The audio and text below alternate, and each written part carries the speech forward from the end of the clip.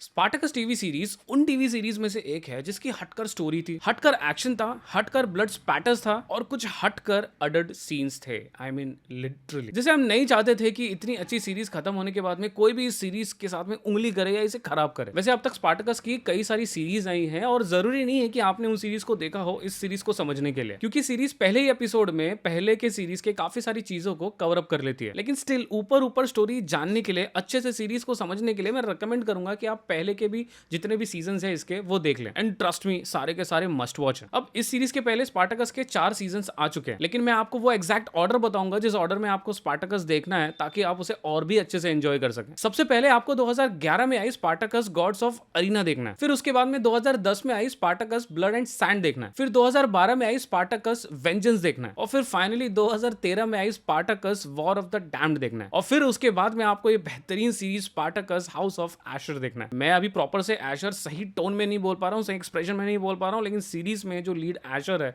वो एशर एक अलग ही टोन में बोलता है, एक अलग ही एक्सप्रेशन में बोलता है। तो ये सीरीज बेहतरीन है और क्यों इसे देखना चाहिए, आइए उसके पहले इसके प्लॉट में चलते हैं। सीरीज में एक कैरेक्टर है एशर नाम का, जो कि इसके पहले के सीरीज में एक्चुअल में मारा गया था। इसका लिटरली सर कलम हो गया था, लेकिन इस सीरीज में ये असूम किया गया है कि ये जिंदा है और इवेंट्स किसी दूसरे तरीके से फॉलो हो रही है, और वैसा नहीं हुआ है जैसा इसके पहले के सीरीज में हमने होते हुए देखा था। हम देखते हैं कि कैसे अब एशर, जो कि पहले एक स्लेव था जिस लूडस में, अब कैसे उसे खुद ही ओन करता है, और ये सारी चीजें रोमन की मेहरबानी और उनकी होशियारी से हुई है। और अब ये रोमन के बीच में अपना नाम बढ़ाकर उनके साथ में बैठना चाहते हैं, मतलब उनके लेवल पर आना चाहते हैं। और ये सारी चीजें ऑब्वियसली ये अपने ग्लैडिएटर्स को और बेहतर करके, अच्छे ग्लैडिएटर खरीद के और उनसे गेम जीत कर ये अपना नाम कमाना चाहते हैं, क्योंकि आज भी अनफॉर्चुनेटली रोमन्स इनको नीची नजर से देखते हैं, क्योंकि ये पहले एक स्लेव थे। तो क्या क्या होशियारी आशुर को करनी पड़ती है, और इसी बीच हम क्या क्या खून खराबा देखते हैं, क्या क्या मार काट देखते हैं, और क्या क्या अनएक्सपेक्टेड ट्विस्ट देखते हैं, एंड अगेन कैसे कैसे अडल्ट सीन्स देखते हैं, एंड फाइनली कैसे ये सीरीज या फ्रेंचाइज ये प्रूव करती है कि 13 साल के बाद वापस आने के बाद भी ये न सिर्फ उस लेवल की बल्कि उससे बेहतरीन सीरीज अभी भी बना सकते हैं, और स्पार्टकस की लेगेसी को जिंदा रख सकते हैं इस सीरीज में, जिसका नाम है Spartacus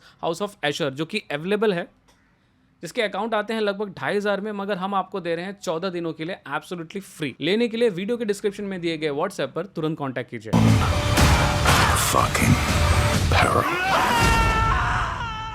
The gods themselves could not pry me loose.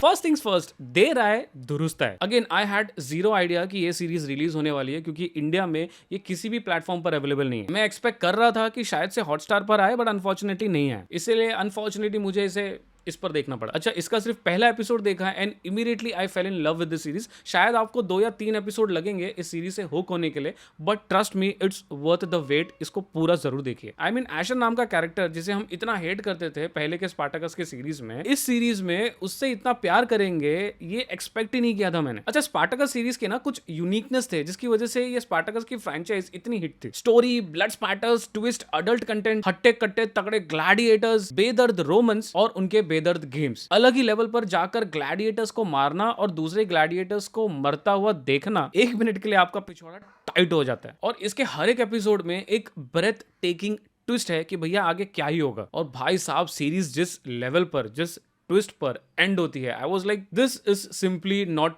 Possible, this is crazy and we want season 2 now. अच्छा, जिस तरीके से ये सीरीज एंड हुई है, मैं एक्सपेक्ट कर रहा हूँ, मैं प्रे कर रहा हूँ, ये मिनी सीरीज है but still I am expecting and praying कि इसका सीजन 2 भी जरूर आना चाहिए। सीरीज में आशर का काम किया है निक ई ताराबे ने। सीरीज के तो ऑब्वियसली ये जान थे, इनका बात करने का तरीका और चेहरे का एक्सप्रेशन इन डिफरेंट सिचुएशंस, चाहे वो प्यार का हो, फ्रस्ट्रेशन का हो या नफरत का हो, देखते ही बनता है। बंदा जो जो बेइज्जती सहता है थ्रू आउट द सीरीज, उसके बाद में ये जो लास्ट एपिसोड में करता है ना, हक बनता है। अच्छा, मतलब बंदा अगर हर एक चीज त्याग दे किसी चीज को पाने के लिए, मतलब अपने प्यार तक को कुर्बान कर दे, बेइज्जती भी सहे, लेकिन अंत में अगर उसे वो चीज नहीं मिले तो भाई कोई भी फ्रस्ट्रेट हो जाएगा। क्या त्याग दिया, क्या पाने के लिए, इसके लिए सीरीज देखिए। अच्छा, सीरीज की एक खास बात है कि इस सीरीज को सिर्फ एशर फेमस नहीं करते, एशर का रोल फेमस नहीं करता, हर एक कैरेक्टर इक्वली इंपॉर्टेंट था इस सीरीज के लिए। चाहे वो ग्राहम मैकटाविश का रोल हो एज कॉरस स्लैश डॉक्टोरे, या फिर टेनिका डेविस का रोल हो एज अकीलिया, और इनके फाइट सीन्स अरीना में और लूडस में, और सेक्सुअल सीन्स की तो भाई साहब बात ही मत करो। I have zero idea how they direct such scenes. चाहे कोई भी सीन हो, she excels in every situation. We then have Shaw Smith जो कि स्टार्ट में आपको इरिटेट करेंगी, लेकिन later on you fall in love with this character. अब आते हैं ऐसे कैरेक्टर्स पर जिसको आप लिटरली हेट करेंगे, लाइक द रोमन्स। सारे हेट करने लायक ही थे, but Claudia Black was on top of the list as Cossutia. पहले एपिसोड से ही आप इसे हेट करोगे। Then we have Simon as Proculus. भाई साहब, ये जान था इस सीरीज का आफ्टर एशर। इसके बिना तो ग्लैडिएटर की फाइट्स हम एक्सपेक्ट भी नहीं कर सकते थे। एंड देन वी हैव ले गिल एज सैटिरिस। ये और इनके दो बंदे मिलकर धूम मचा देते हैं सीरीज में। सो कहने के लिए और भी बहुत सारे लोग हैं जो कि इक्वली इंपॉर्टेंट है इस सीरीज के हिट होने के लिए। सबके बारे में बात करेंगे तो वीडियो थोड़ी लंबी हो जाएगी, इसलिए नोटेबल मेंशंस मैंने बता दिए। अंत में यही कहूंगा कि अगर आपको एक अच्छी ब्लड स्पैटर सीरीज देखनी है जिसमें अच्छे सीन हो, ट्विस्ट हो, धोखेबाजी हो, हिला देने वाले इंसिडेंट्स हो, नेक्स्ट लेवल की मार काट हो, अनएक्सपेक्टेड चीजें हो, और सबसे अच्छी बात हो कि अच्छी स्टोरी हो, तो ये सीरीज आपके लिए। क्यों स्टोरी इंपॉर्टेंट है? क्योंकि स्टोरी के बगैर सीरीज या मूवी एक तरीके से मीनिंगलेस हो जाती है। आप जितना भी ब्लड स्पैटर, एक्शन सब कुछ डाल दो, लेकिन अगर स्टोरी में कोई मीनिंग नहीं है ना,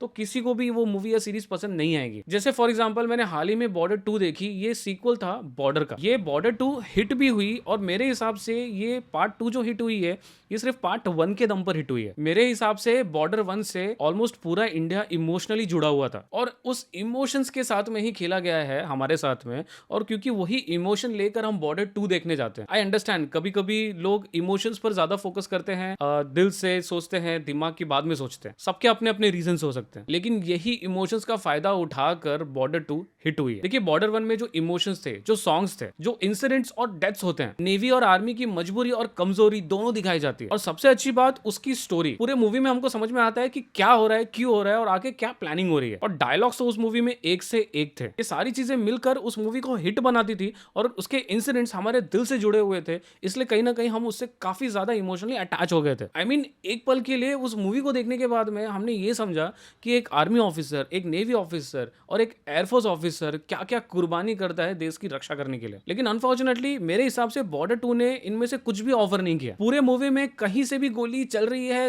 तोपे उड़ रही हैं, एक्टर्स उड़ रहे हैं, एक्सेट्रा एंड एक्सेट्रा। कोई भी कहीं पर भी लड़ रहा है, क्यों लड़ रहा है, कारण क्या है, रीजन क्या है, आगे क्या एक्सपेक्टेशन है, कुछ भी नहीं दिखाया गया। सिर्फ एक्शन, एक्शन और एक्शन। बहुत सारे सीन्स में, स्पेशली नेवी के सीन्स में, तो मैंने बहुत सारे नॉनसेंस मतलब बोल नहीं सकता कि, मतलब बोलते हुए भी नहीं अच्छा लग रहा है, क्योंकि मैं नेवी के लोगों को रेफर कर रहा हूं। मतलब पॉइंटलेस एक्शन सीक्वेंसेस थे। और सबसे बड़ी बात और सबसे बड़ी डिसअपॉइंटमेंट थी कि इसमें वरुण धवन थे। He was like totally a miscast for this movie. Ahan Shetty का रोल पूरा सुनील शेट्टी के दम पर चला। आई मीन, एक सीन में तो सुनील शेट्टी का डायलॉग तक चिपका दिया गया इनके ऊपर। एंड अगेन, इन्हीं को लेकर कुछ नेवी के एक्शन सीन्स है जिनके बारे में मैं सीरियसली बात नहीं करूंगा। दिलजीत और सनी देओल के कैरेक्टर को छोड़कर मुझे ना तो मूवी पसंद आई और नहीं इसके कोई भी एक्शन सीक्वेंसेस समझ में आए। स्टोरी तो मूवी में थी ही नहीं। अगर सबसे ज्यादा अगर मुझे कुछ बॉर्डर 2 में पसंद आया तो वो था सनी देओल, उनका बैक स्टोरी, उनके लड़के को लेकर जो भी स्टोरी था, सिर्फ मुझे वही पसंद आया। देखिए, मानना तो पड़ेगा, क्योंकि कोई भी मूवी अगर बनाता है तो वो कमाने के लिए बनाता है, और प्रोड्यूसर को तो पता था भैया कि बॉर्डर के दम पर हम बॉर्डर 2 में तो मजबूत पैसे छाप लेंगे। End of course